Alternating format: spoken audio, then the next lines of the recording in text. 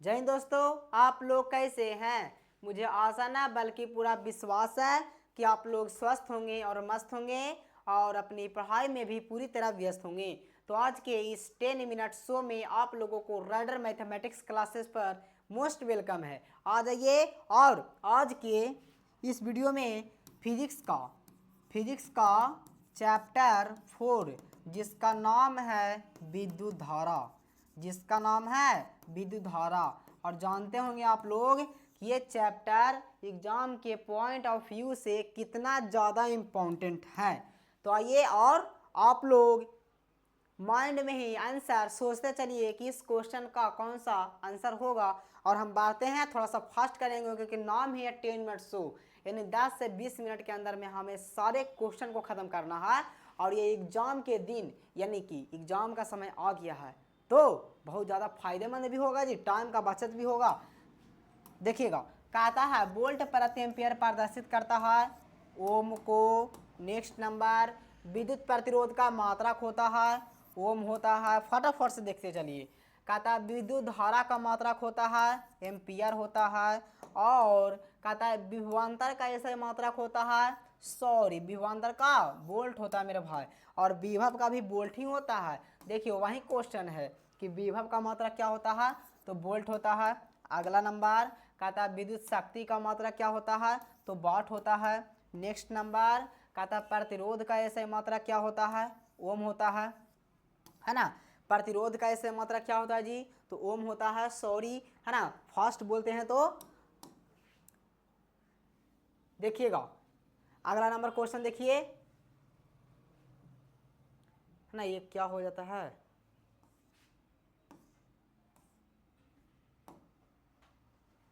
देखिएगा अगला नंबर।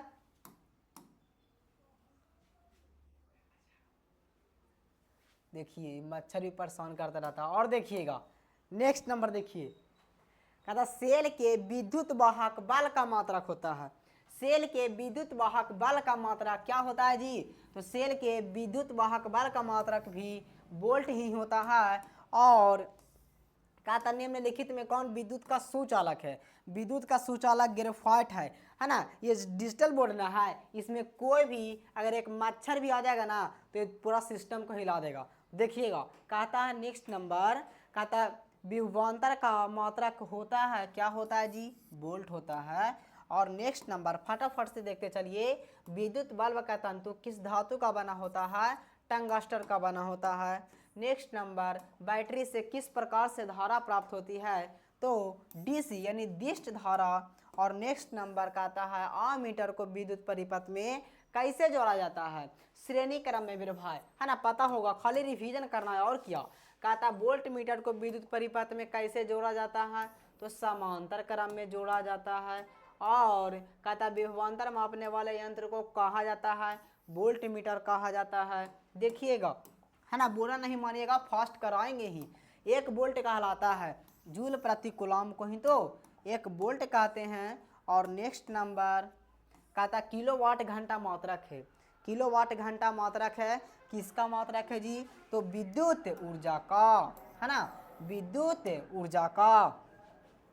विद्युत हीटर की कुंडली में किसका प्रयोग किया जाता है, तो विद्युत हीटर की कुंडली में नाइक्रोम का प्रयोग किया जाता है मेरे भाई। किसका, तो नाइक्रोम का प्रयोग किया जाता है।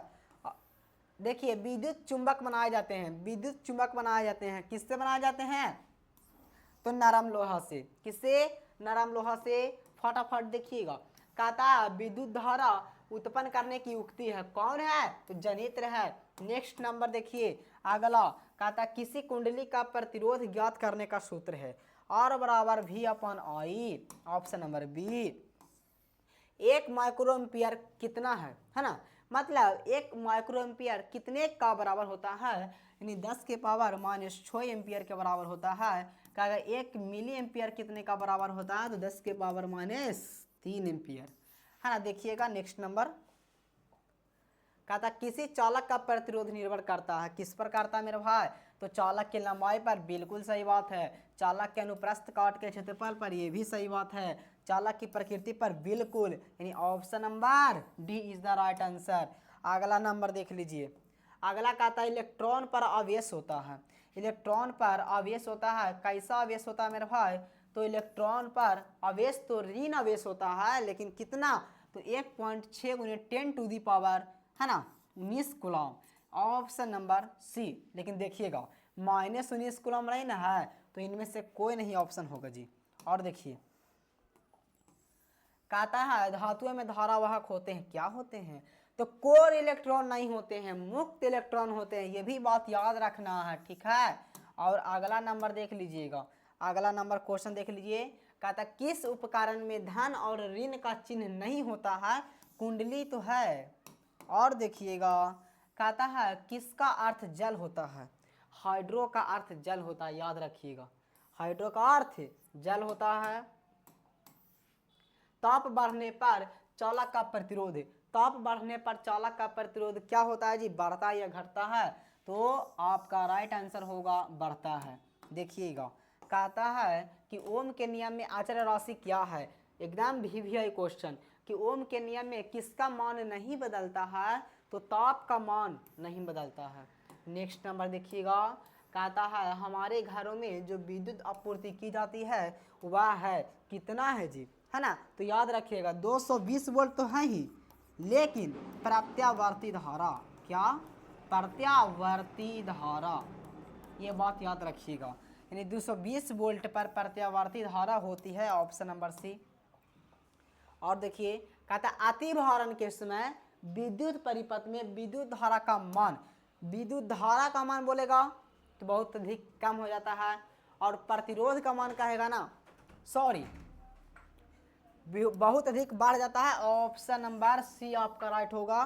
और देखिएगा नेक्स्ट नंबर क्वेश्चन कहता है वोल्ट कहलाता है, वोल्ट क्या कहलाता है इन चारों ऑप्शनों में? तो 1 जूल प्रति कूलम्ब कहलाता है।